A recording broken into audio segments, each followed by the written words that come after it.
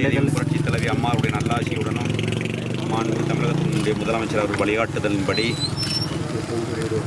கரூர் மாநகரின் முக்கிய பகுதிகளில் மழைநீர் வடிகால் பிரச்சனை என்பது மிகப்பெரிய ஒரு பிரச்சனையாக இருந்தது. மழை காலங்களில் வருகின்ற வெள்ள நீர் ஊருக்குள் புகுந்து தாழ்வான பகுதிகளில் குடியிருப்பவர்களுக்கெல்லாம் மிகப்பெரிய ஒரு சிரமத்தை ஏற்படுத்தி கொண்டிருந்தது. அதை மாண்பு முதலமைச்சருடைய கவனத்திற்கு எடுத்து சென்றவுடனே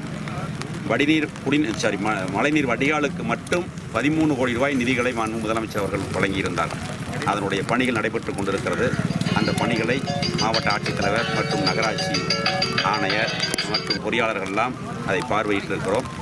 அதேபோல் மாண்பு புரட்சித் தலைவி அம்மா அவர்கள் இருக்கும் பொழுது பொதுமக்களுடைய நீண்ட நாள் கோரிக்கை, கரூர் பசுபதிபாளையம் குளத்துப்பாளையம் பகுதி மக்களுடைய நீண்ட நாள் கோரிக்கையான குகைவழி பாலம் வேண்டும் என்று 50 ஆண்டுகளாக போராடி கொண்டிருந்தார்கள்.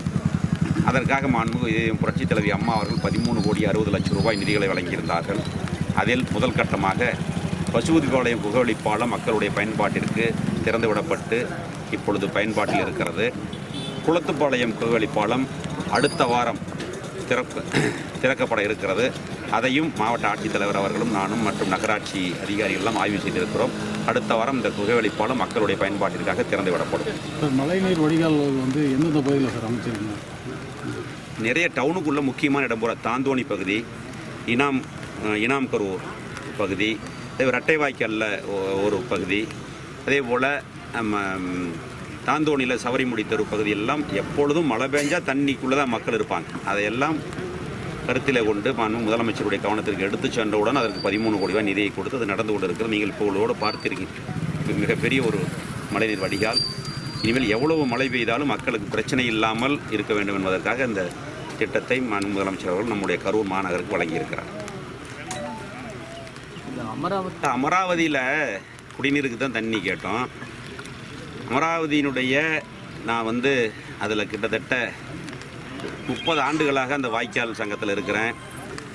பாசன விவசாயிகள் சங்கத்தில் தலைவராக இருந்திருக்கிறேன், பொருளாளராக இருந்திருக்கிறேன், எல்லா பொறுப்பில் இருந்திருக்கிறேன்.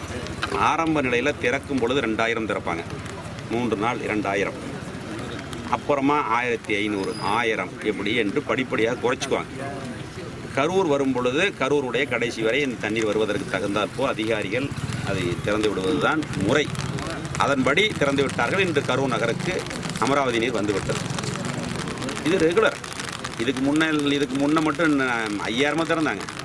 2000ங்கிறது குடிநீருக்காக திறக்கப்படக்கூடிய நீரினுடைய அளவு. அது திறந்தாங்க, நம்ம கரூருக்கு வந்துருச்சு.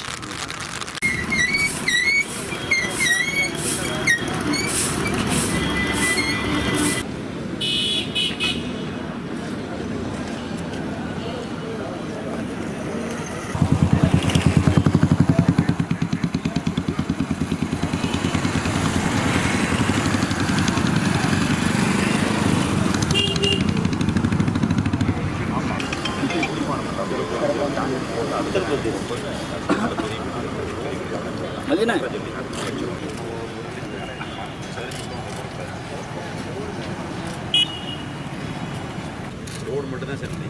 கரூருக்கு லாபம் கிடையாது. ரோடு மட்டும் நல்ல மழை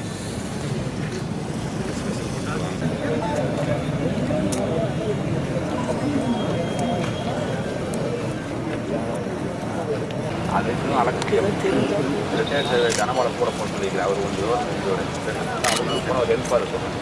இது அதனால பண்ணிக்கிறாங்க. வருவார் முடிய போகுது.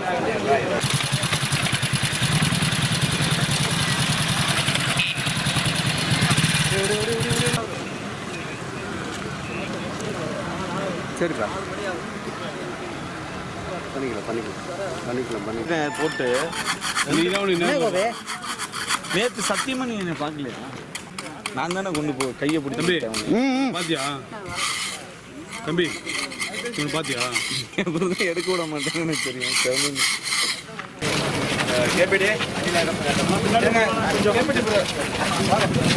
போட்டியா வேலையை முடிச்சிடும் சரியா? ரோட்டிங் பாயிண்ட்ல கட் பண்ண வைக்குது. ஓப்பன் பண்ண போறோம் பண்ணி முடிச்சிட்டாங்க. கண்டாங்கல்ல